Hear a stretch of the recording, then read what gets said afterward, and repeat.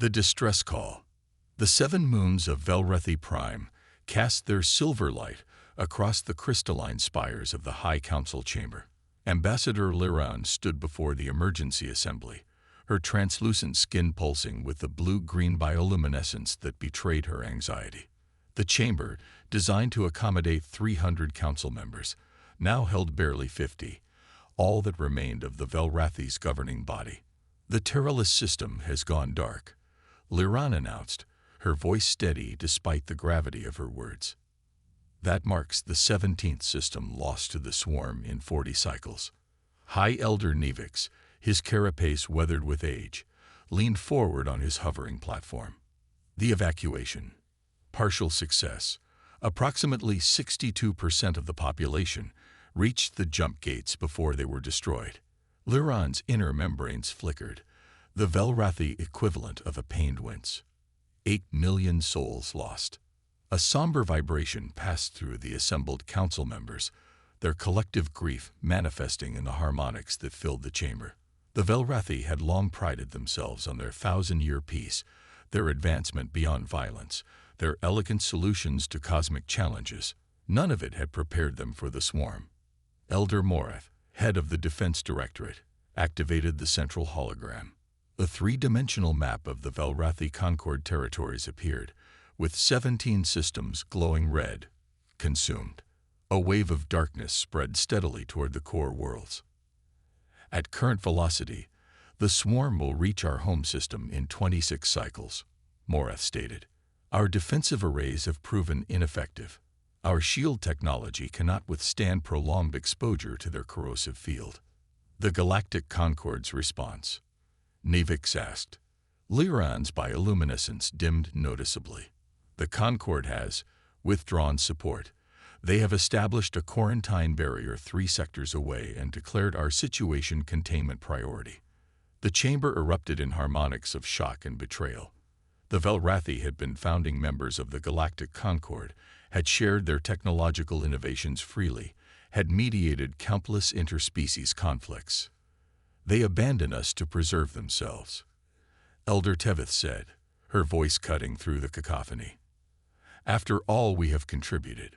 Logical from a certain perspective, Morath replied, though his skin pulsed with barely contained outrage. The swarm consumes all. Technology, biomass, energy. Every system it takes makes it stronger. The Concord believes sacrificing our sector will buy them time to find a solution. Then we stand alone, Nevix said, his ancient voice weighted with finality. Liran moved to the center of the chamber, her slender form casting a long shadow in the moonlight. Not necessarily, High Elder. There is one option we haven't explored. The council focused their compound eyes on her with sudden intensity. I speak of the species from the isolated arm of the galaxy. The ones the Concord deems too volatile for full membership. The humans. Morath's carapace plates shifted in surprise. They are barely 4 centuries into space exploration. Their technology is rudimentary compared to ours.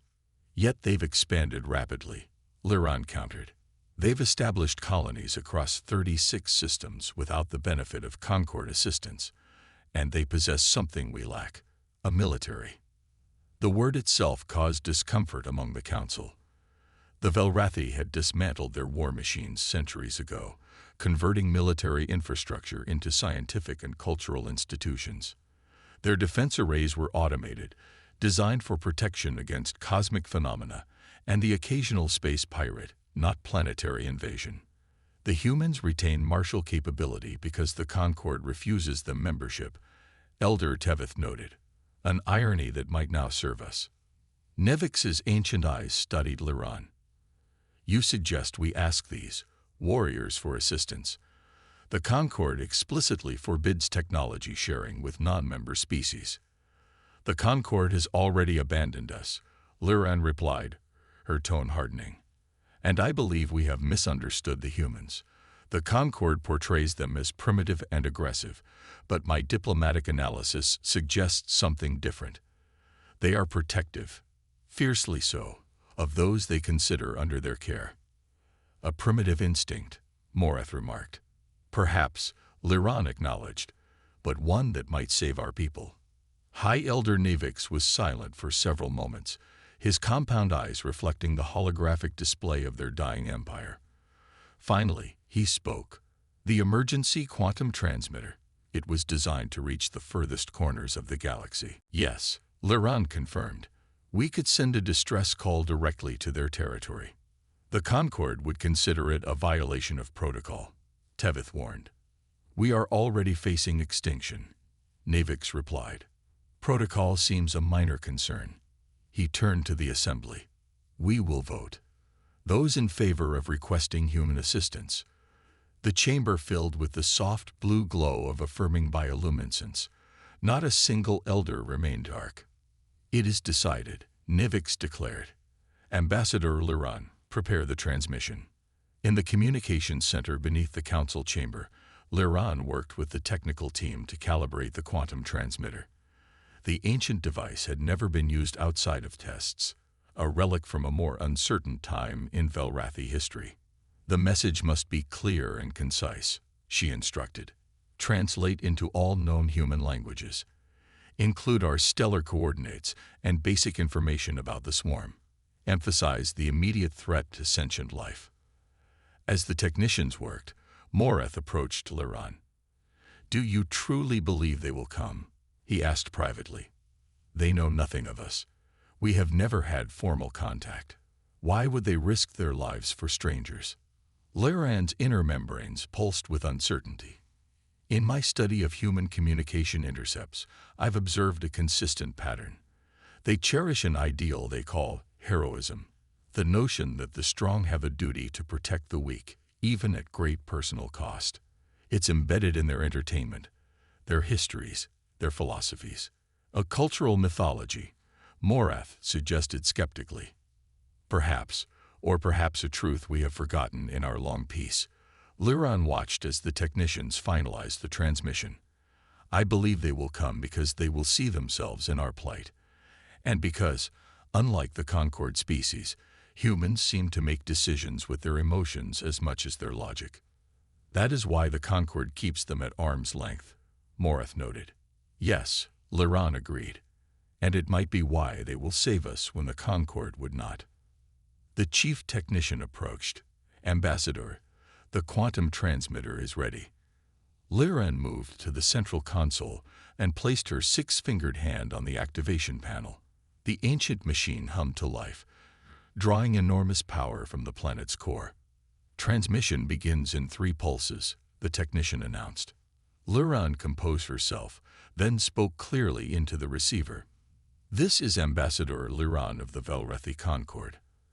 Our civilization faces imminent extinction from an entity we call the Swarm, a space-borne collective organism that consumes all matter and energy in its path.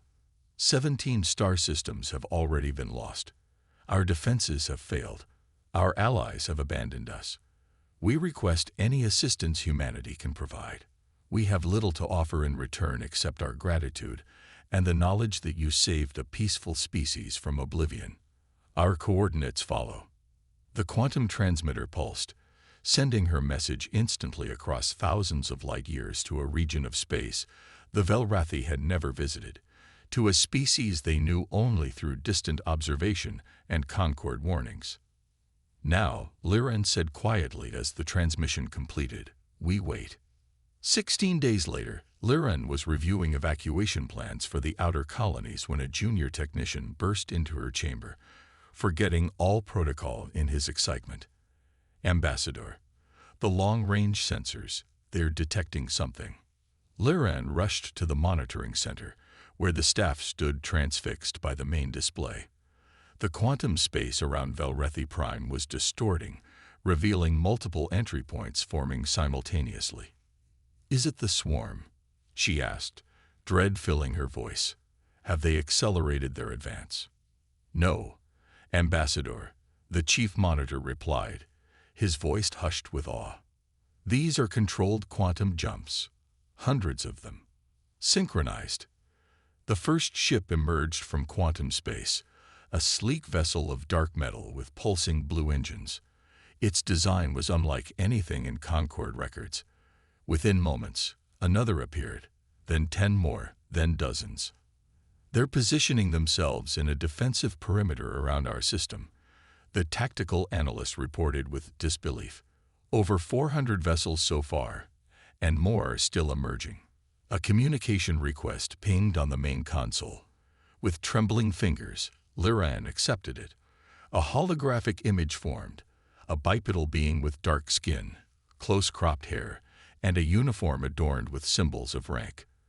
The human's face had none of the Velrathi's insectoid features, yet Liran could read determination in those alien eyes. "This is Admiral Kiran Chen of the United Earth Defense Force," the human said, speaking perfect Velrathi thanks to their translation systems. "We received your distress call. The UEDF First Fleet has been dispatched to your location with full defensive and counteroffensive capabilities." Liran struggled to maintain her diplomatic composure. "Admiral Chen, I am Ambassador Liran. The Velrathi people are. We are overwhelmed by your response. We didn't expect. You didn't expect us to come at all." Chen finished with a slight smile. "Or perhaps not in such numbers. Let me be clear, Ambassador. When someone calls for help, humanity answers. It's what we do." "The swarm is unlike any enemy you may have faced," Liran cautioned. "It adapts to energy weapons, absorbs technology, grows stronger with each victory." "So we've gathered from your transmission data." Chen nodded. "That's why we've brought specialized equipment and personnel. I request permission to send a delegation to your world for immediate strategic coordination." Liran's compound eyes widened. "Of course, Admiral. We welcome your delegation with the highest honors." "Excellent. And Ambassador." Chen's expression softened slightly. "Tell your people they're not alone anymore. The fleet of humanity stands with the Velrathi." As the transmission ended, Liran turned to find Elder Morath standing behind her, his carapace rigid with shock. "They came," he whispered. "So many ships, so quickly." "Yes," Liran replied, a new emotion flowing through her bioluminescent patterns. "Hope. It seems I underestimated them. We all did." Above their world, the human fleet continued to emerge from quantum space, taking defensive positions around the Velrathi system. Ships of varying sizes and designs, all moving with practiced precision, creating a wall of protection between the Velrathi and the approaching swarm. The species that the Galactic Concord had deemed too volatile, too emotional, too unpredictable for membership had answered a stranger's call for help with the largest military force the Velrathi had ever witnessed. And for the first time since the swarm appeared on their borders, the Velrathi dared to believe they might survive. The unlikely alliance. The human delegation arrived on Velrathi Prime 6 hours after the fleet's appearance. Their shuttle, a sleek, angular craft that seemed designed for both atmosphere and space combat, descended through the crystalline towers of the capital city, causing citizens to gather in wonder at the unprecedented sight. Ambassador Liran waited on the ceremonial landing platform along with the High Council and a hastily assembled honor guard. The Velrathi, having no military, had repurposed their ceremonial guardians, tall, elegant beings in flowing crystalline armor that hadn't seen actual combat in centuries. The shuttle's doors opened with a hydraulic hiss, and 5 humans emerged. Admiral Chen led the group, flanked by 2 officers in different uniforms and 2 individuals in what appeared to be civilian attire. Ambassador Liran. Chen greeted with a formal bow that the Admiral's staff had clearly briefed him on. "Thank you for receiving us so quickly. The urgency of our situation demands it." "Admiral," Liran replied, returning the gesture. "May I present High Elder Nevix and the remaining Council of Elders." As formal introductions proceeded, Liran observed the humans closely. They moved differently than Velrathi, more direct, less fluid, with a contained energy that seemed constantly ready to be released. Their emotional states were difficult to read without bioluminescent signaling, but she sensed both caution and curiosity in their expressions. Chen introduced his team. Commander Yasmin Reyes, Tactical Operations, Lieutenant Darius Wang, communications specialist; Dr. Eleanor Mbeki, cynobiologist specializing in collective organisms; and Professor James Takeda, quantum physics and weapons development. Elder Tevith's antennae twitched with surprise. "You brought scientists as part of your first military delegation." Dr. Mbeki, a tall woman with close-cropped silver hair, smiled. "In our experience, Elder, understanding an enemy is the first step to defeating it. We need to know what the swarm is, how it thinks, how it evolves." "Indeed," High Elder Nevix said. "Let us continue this conversation in the council chamber. We have prepared our data on the swarm for your analysis." As they moved through the soaring architecture of the Velrathi capital, Liran noticed the humans taking in everything with keen interest. Lieutenant Wong was especially attentive, his eyes constantly moving between the buildings, the Velrathi citizens, and some kind of scanning device on his wrist. "Your civilization is extraordinary," Professor Takeda remarked to Liran as they walked. "The integration of biological and crystalline technology is unlike anything I've seen." "We have had many millennia to refine our approach," Liran replied. "Though I understand humans have achieved remarkable technological advancement in a fraction of that time." "Necessity drives innovation," Takeda said with a slight shrug. "When you're not welcome at the galactic table, you learn to cook for yourself." Liran detected no bitterness in his tone, merely statement of fact. "The Concord's decision to exclude humanity has been controversial among some of us, and now somewhat ironic," Admiral Chen added from ahead, demonstrating the humans' superior hearing. "Since we're here, and they are not." In the council chamber, the Velrathi technical team presented their complete data on the swarm, its first appearance, movement patterns, consumption methods, and adaptation capabilities. The humans absorbed the information with remarkable speed, asking pointed questions that often surprised the Velrathi with their insight. "The swarm doesn't just consume," Dr. Mbeki observed, studying the holographic representation. "It learns. Each system it devours adds to its collective intelligence. It's not mindless. It's a distributed intelligence growing more sophisticated with each conquest." "Precisely," Elder Morath confirmed. "Our defensive strategies became ineffective as it adapted. Energy shields, quantum disruption fields, even our gravity manipulation systems, all eventually failed." Commander Reyes, who had been silent until now, stepped forward. The woman moved with the precise economy of a career soldier. "Have you attempted physical countermeasures? Kinetic weapons?" The Velrathi exchanged uncomfortable glances. "We have no such weapons," Morath admitted. "Our species abandoned physical warfare 8 centuries ago." Rather than the scorn Liran had feared, Reyes nodded thoughtfully. "That explains the swarm's expansion pattern. It's evolved against energy-based defenses, but may have no experience with kinetic bombardment or molecular disruptors. Our fleet is equipped with multiple weapon systems," Admiral Chen explained, "including several that don't rely on energy projection. But we'll need to coordinate closely with your people. The swarm will reach this system in 22 cycles," Liran provided. "About 18 Earth days," Lieutenant Wong translated for his colleagues. "Not much time," Chen said grimly.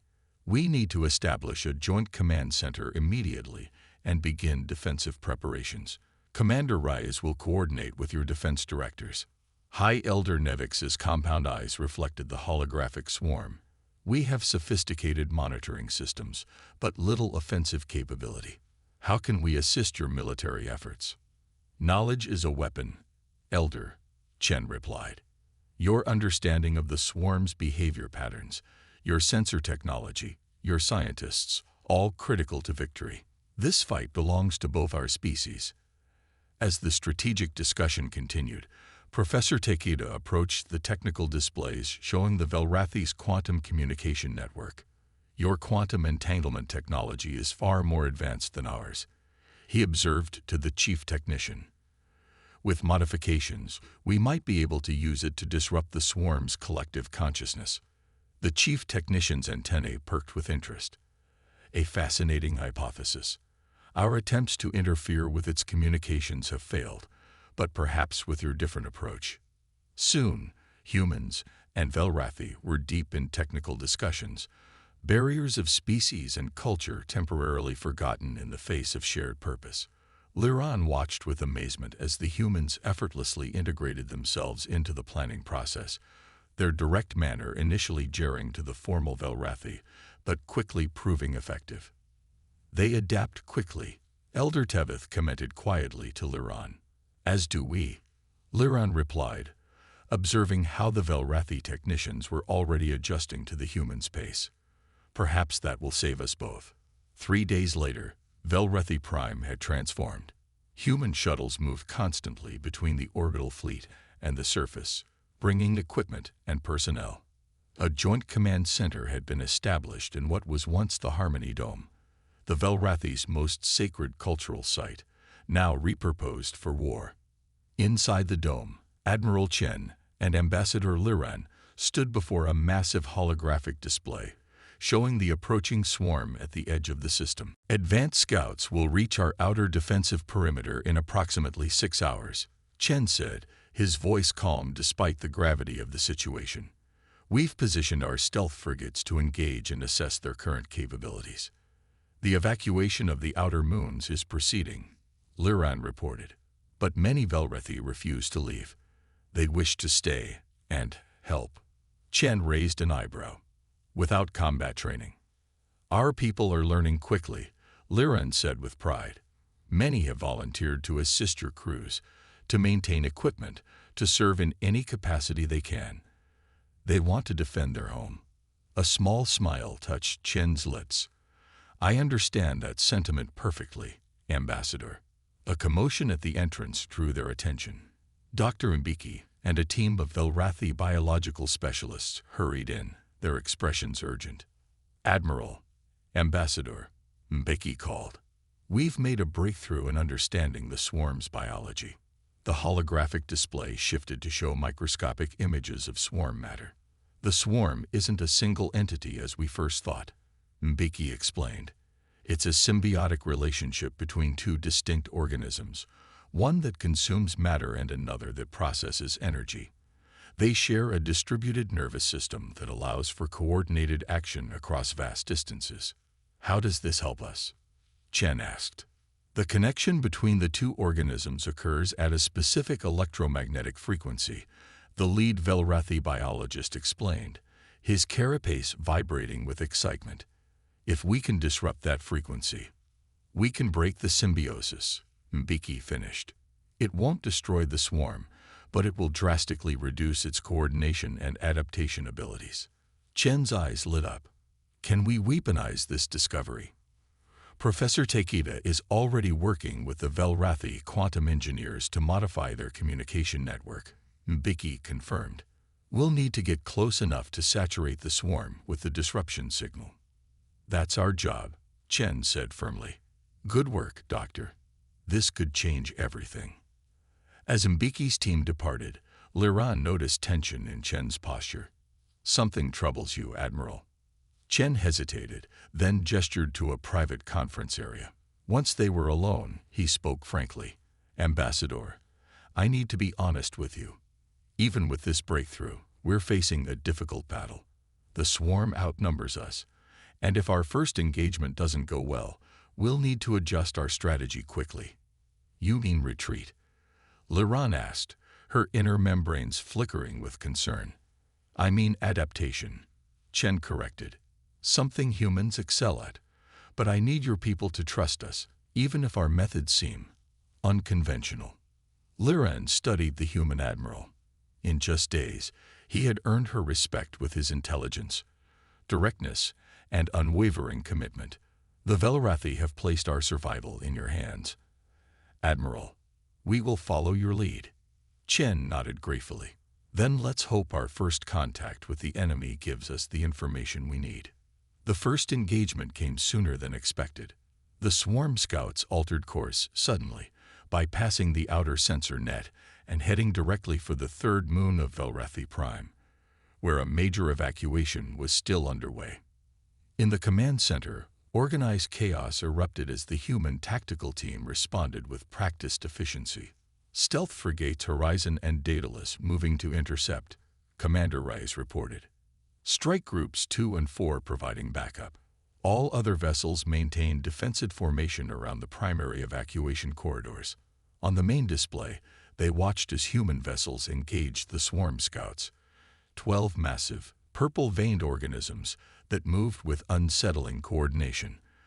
The human ships fired conventional energy weapons first, testing the swarm's current defenses. As expected, the energy beams were absorbed with minimal damage. But when the frigate switched to kinetic projectiles, massive tungsten rods accelerated to near-relativistic speeds. The effect was devastating. The projectiles tore through the swarm matter, dispersing its cohesion. "It works," exclaimed a Velrathi technician. "They have no defense against physical impact." "Don't celebrate yet," Rice cautioned. "Watch." The damaged swarm entities began to reshape themselves, growing dense outer layers that resembled armor. Within minutes, the next barrage of kinetic weapons caused significantly less damage. "They're adapting," Chen observed grimly. As expected, moved to Phase 2. The human vessels shifted tactics again, now deploying what they called molecular disruptors, weapons that attacked matter at the atomic level, preventing the swarm from maintaining cohesion. Again, the initial attacks were successful, then less so as the swarm adapted. This deadly dance continued for nearly 3 hours. Human ships would deploy a new weapon system, gain temporary advantage, then adjust as the swarm evolved countermeasures. Throughout it all, the human fleet maintained its protective position around the evacuation routes, prioritizing civilian safety over offensive advantage. Liran watched in awe as the human commanders made split-second decisions, communicating in short, precise terms. There was no panic, no hesitation, just the fluid efficiency of warriors who had trained for exactly this kind of adaptive combat. "The evacuation is complete," a Velrathi coordinator announced finally. "All civilians are clear of the third moon. All vessels execute Maneuver Delta 6, Admiral Chen ordered. Draw the swarm away from population centers." The human fleet moved in perfect coordination, creating what appeared to be a vulnerability in their formation, a deliberate weakness designed to tempt the swarm away from Velrathi settlements. The strategy worked. The swarm scouts abandoned their attack on the moon and pursued the retreating human vessels. Once the swarm was committed to the pursuit, a second group of human ships emerged from hiding behind Velrathi Prime's largest moon. They launched a devastating attack on the swarm's flank, using multiple weapon systems simultaneously to prevent adaptation. "Now," Chen commanded. Professor Takeda activated the modified quantum communication system. A wave of disruption energy washed over the battlefield, invisible to the eye, but devastating to the swarm's symbiotic connection. The effect was immediate. The swarm entities lost coordination, their movements becoming erratic and uncoordinated. "Hit them with everything," Rice ordered. The human fleet unleashed its full arsenal on the disorganized swarm scouts. Without their collective intelligence to coordinate adaptation, the entities were overwhelmed. Within minutes, the battlefield was clear. In the sudden silence of the command center, Velrathi and humans alike stared at the display in shock. Then a cheer erupted, the first victory against the swarm in months of constant defeats. This was just the vanguard, Chen reminded them, his voice cutting through the celebration. The main swarm will have sensed their scouts' destruction. They'll come in force now, and they'll be prepared for our disruption technique. "But we've proven they can be defeated," Liran said, her voice filled with newfound determination. "Together."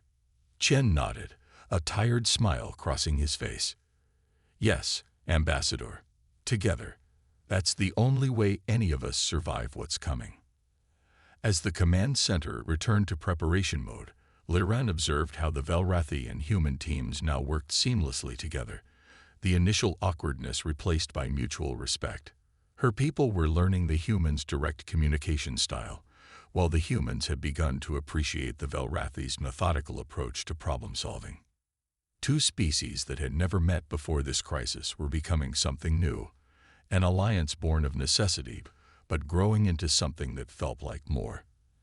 And for the first time, Liran allowed herself to imagine a future beyond survival, a future where these unlikely allies might reshape the very galactic concord that had abandoned them both.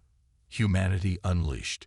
The victory against the swarm scouts provided a crucial morale boost, but the respite was brief.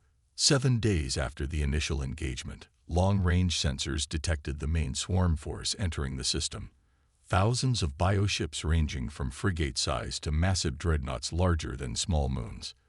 In the Joint Command Center, the mood was somber but determined as Admiral Chen addressed the assembled human and Velrathi leadership. The swarm has committed its entire force, Chen began, his voice steady. Our scouts report they've abandoned the previously conquered systems to focus all their resources here. They recognize us as an existential threat. Is that good or bad? Elder Tevith asked. Both, Commander Reyes replied. Good because they're no longer conquering new territory. Bad because we're facing their collective entirety.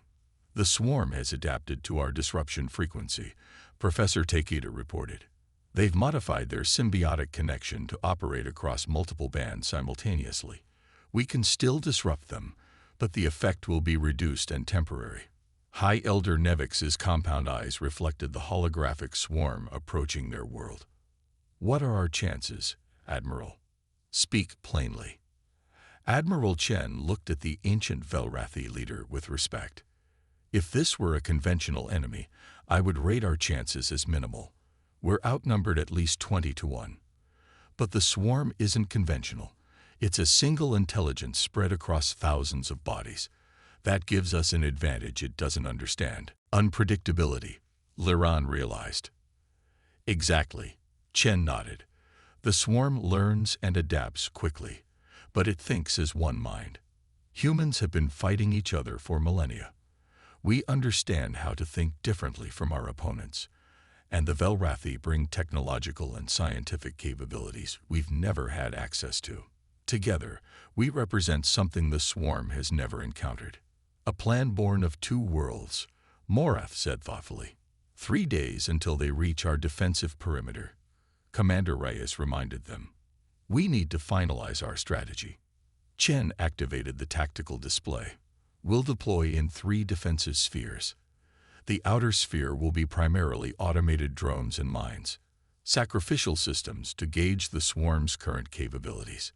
The middle sphere will consist of our main combat fleet, using rotating weapon systems to slow their adaptation. The inner sphere will protect Velrathi Prime itself. And the disruption technology? Liran asked. Professor Takeda stepped forward. We've developed what we call pulse bombs, devices that generate rapidly changing disruption frequencies. They won't disable the swarm completely, but they'll create momentary weaknesses we can exploit. We've also modified 70% of the human fleet's weapon systems to work in concert with Velrathi quantum technology, Dr. Mbeki added. The integration isn't perfect, but it creates attack patterns the swarm won't have encountered before. High Elder Nevix raised his frail hand. The Velrathi have contributed what we can to this fight. Our technology, our knowledge, our facilities. But I feel we must do more. We have no warriors, but we have billions of citizens who wish to defend their home. Admiral Chen nodded respectfully. Elder, your people have already done more than you know. The volunteer crews working alongside our technicians have doubled our operational capacity. But you're right, there is something more the Velrathi can do. He turned to the holographic display, highlighting the crystalline architecture of the capital city. Your urban structures incorporate quantum communication technology, correct? The same technology we've modified for our disruption fields. Yes, confirmed the Velrathi chief engineer. The entire city is essentially a massive quantum network. Then, with your permission, Chen said, we'd like to convert your capital city into the largest disruption transmitter ever created. When the time is right, It could give us the edge we need. The Velrathi council members exchanged glances, communicating in the subtle bioluminescent patterns invisible to human eyes. Finally, Nivik spoke. Our city was built to celebrate peace. How fitting that it should now become our greatest weapon in war. You have our permission, Admiral. The next 3 days passed in a blur of preparation. Human engineers worked alongside Velrathi technicians to modify the quantum network running through the capital. Combat vessels were positioned according to the defensive plan. Evacuation ships stood ready to save as many civilians as possible should the defense fail. Ambassador Liren found herself working closely with Admiral Chen, coordinating between human military and Velrathi civilian authorities. Late on the eve of battle, she found the Admiral alone on an observation platform, looking up at the night sky where the human fleet was visible as moving points of light. "You should rest, Admiral," Liren said softly. "Tomorrow will demand everything from all of us." Chen turned, offering a tired smile. "An old human tradition, Ambassador. The night before battle, the commander worries so the soldiers can sleep." Liren moved to stand beside him, her translucent skin glowing softly in the moonlight. "Another reason the Concord misjudges humanity. They see your capacity for violence but miss your capacity for care. The two are connected for us," Chen admitted. "We fight hardest for what we love most." "May I ask you something, Admiral? Something personal?" Chen nodded. "Why did you come? Not humanity as a whole, but you specifically. You lead your fleet into a battle with terrible odds, for a species you never knew existed a month ago." Chen was quiet for a long moment. "There's an ancient human philosophy called Ubuntu. It roughly translates to I am because we are. The idea that our humanity is tied to how we treat others, that we exist fully only through our connections to other beings." He looked up at the stars again. "When we received your distress call, I volunteered because I believe the universe is better with the Velrathi in it. Simple as that." Liran's bioluminescence pulsed with emotion. "Whatever happens tomorrow, know that you have changed us forever. Not just by saving us, if we are saved, but by showing us another way to exist. The Velrathi abandoned strength for wisdom, but perhaps wisdom without strength cannot survive. And strength without wisdom destroys itself," Chen added. "Perhaps that's why our paths crossed, Ambassador, each with what the other needed." Before Liran could respond, Lieutenant Wang's voice came through Chen's communicator. "Admiral, long-range sensors show the swarm accelerating. They'll reach our outer defenses in 6 hours, not 12. Chen's expression hardened instantly, the contemplative commander replaced by the warrior. "Sound general quarters. All personnel to battle stations. I'm on my way." As they hurried back to the command center, Liren felt a strange calm descend. Whatever happened now, the Velrathi would face it standing alongside the most unexpected allies, a species of contradiction and courage who had crossed the stars to fight a stranger's war. The battle began in fire and chaos. The swarm broke through the outer defensive sphere in less than an hour, adapting to